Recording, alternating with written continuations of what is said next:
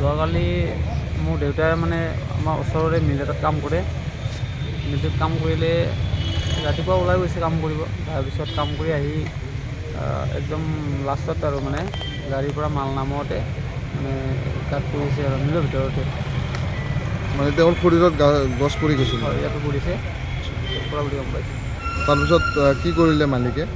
তাৰপিছত মালিকে আপোনাৰ মই নাছিলোঁ ঘৰত, তেতিয়া মালিকে আকৌ বেলেগ গাড়ী এখনত লৈ আহি চচত সোমাই দিছিলে।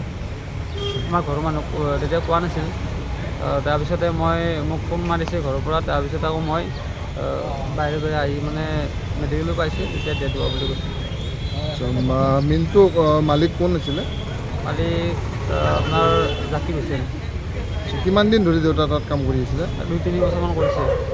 তেখেতৰ যেতিয়া মানে ঢুকাল, আপোনালোকৰ পৰিয়ালক খবৰ দিয়া নাই যেতিয়া মেডিকেলত আনিছিলে? মানে খবৰ মানে জাষ্ট খবৰ পাইছে, জানো ওচৰতে আমাৰ ঘৰৰ ফন্দে হয় এইটো। আচ্ছা, পিছত তেখেতসকলে মেডিকেলত লৈ আহিছিল? হয়, কাৰণ আমি ঘৰত নাছিলোঁতো, নাথাক সময়ত তাৰমানে ইমান ফটকেও গম পোৱা নাই। মাহঁত আছে, মাকত গৈছে চাগে। তাৰপিছতে যেতিয়া এক্সিডেণ্টটো হৈছে, ইহঁতে লৈ যোৱাৰ পিছত আমাৰ মাহঁতে আহিয়ে গম পাইছে। তেতিয়া আকৌ মোক ফোন মাৰিছে। তাৰপিছত কি হ'ল ঘটনাটো? তাৰপিছত মই এনেকৈ মেডিকেললৈকে আহিলোঁ। মেডিকেলত মানে ডেথ হোৱা বুলি কৈছে আৰু।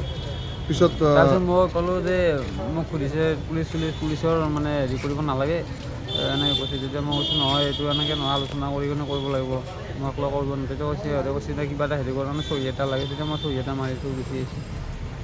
সিহঁতে ঘৰত লৈ গৈছে আৰু। এতিয়া আপোনালোকে FIR দিছে? FIR দিছে। এতিয়া পোষ্টমৰ্টম কৰিব? পোষ্টমৰ্টম কৰিব। আপোনাৰ গাঁওখনৰ নাম কি আছিলে? বৰলেছাগুন। দেউতাৰ নাম? মাধৱ কলিতা।